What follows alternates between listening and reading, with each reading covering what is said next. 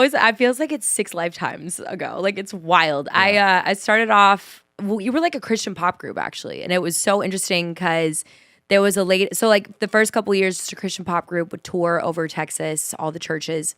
And then there was a lady, Doreen Spicer, that created the Proud Family. And she was like, yo, I want to create a show around y'all and make it kind of like Saved by the Bell meets Hannah Montana. And we were like, okay. So we shot the pilot, like it was like funded privately. Like we got the investors to like fund the first pilot. And we shot it at the Fellowship of the Woodlands Church in Houston. Okay. So strange. And I was like, okay, like, I don't know what's going to come of this. So I go to school like a normal kid, just doing like, and then I like started a band. I did all the things. And a year later, I get a call and it's like, yo, you got to pack up. You're going to homeschool the rest of high school. You're moving to Michigan and we're going to shoot 26 episodes. And I was like, what? So I just packed up, left high school and homeschooled, shot 26 episodes for a year and a half in Michigan. And because the tax incentive right at that point in filming was so good there. Mm-hmm. So, and they found like a vacant high school because everyone like in that area, they built this beautiful new high school. So we just set up the whole set there, filmed in the hallways, did all the things. And then all of a sudden we come back and the show like blows up overseas, like blows up. And I'm like, what is going on right now? Come back. Young Money, Cash Money is like, we want to sign y'all. And I'm just sitting there like, wait, Birdman, Slim, Lil Wayne, Drake, like my first ever, like, and I'm talking, we are 5 kids, like 17 years old. First Grammy party we go to, like Wayne's sitting right next to me, Drake's on this side of me, like, I'll never forget. I woke up in a new Bugatti. It was playing over and over and over. The DJ kept, and it was like, burr, burr, burr, burr. Like he kept doing that noise. I was like, I'm gonna kill myself. It was the first time to ever see. Like I thought that I was like sitting next to a thing of powdered sugar, and it was a whole thing of cocaine. I was like, oh my god. I called my mom, Peggy Sue. I was like, Peggy Sue, I think I saw coke and strippers for the first time. But it was a wild experience. So we signed, which it was amazing. Like they flew us to Paris. We did like the album with Red One. Like had this whole thing ready to go. And what's so crazy is the JV through Cash Money at the time was Republic. So that was technically my first record deal was with Republic on the JV of Cash Money.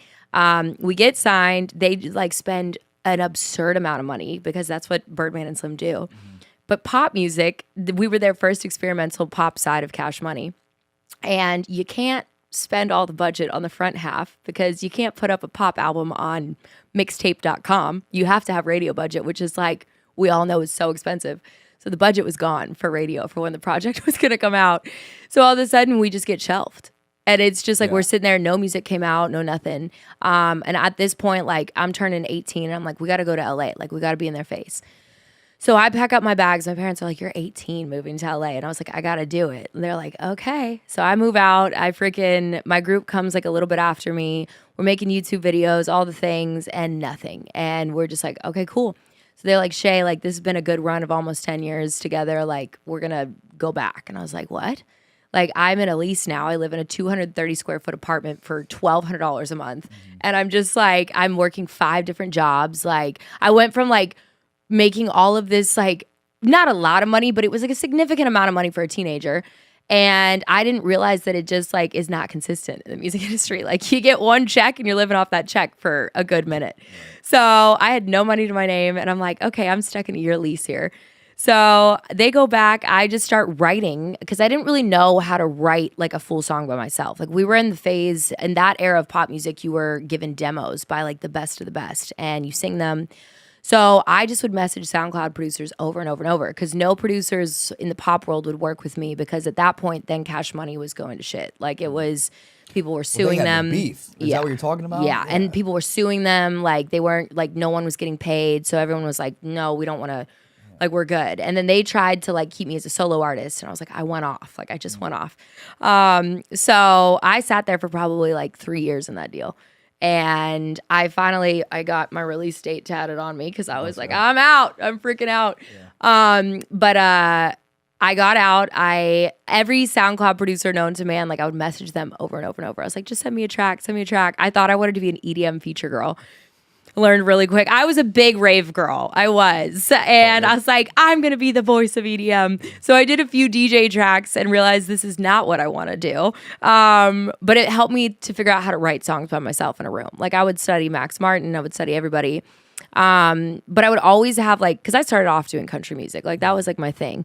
And so I had like all these country melodies that I would just for years, I would just put them in pop boxes. So I land my first publishing deal a couple years later, writing for all these different people. Then I get flown to like Korea, write some of the biggest K-pop music of all time.